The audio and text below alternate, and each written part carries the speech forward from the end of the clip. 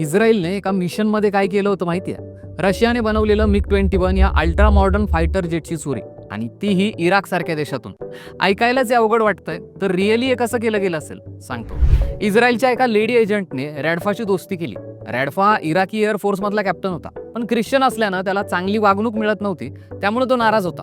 मग मोसादनं त्याला हेरलं आणि त्याला विश्वासात घेऊन $10 लाख चांगली नोकरी आणि फॅमिली सेफ्टीची ऑफर दिली.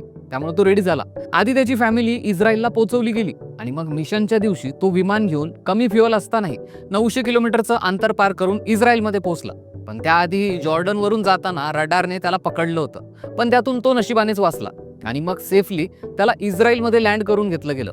अशा पद्धतीनं मोसादनं आखलेल्या या मिशनमधून पुढे या एकाच MiG-21च्या जोरावर त्यांनी पुढे सिरियाचे 6 MiG-21 विमान डिस्ट्रॉय केले आणि आजही इस्रायलच्या शौर्याचं प्रतीक म्हणून हे MiG-21 इस्रायलच्या हातझेरियम एअर फोर्स म्युझियममध्ये ठेवलं गेलंय.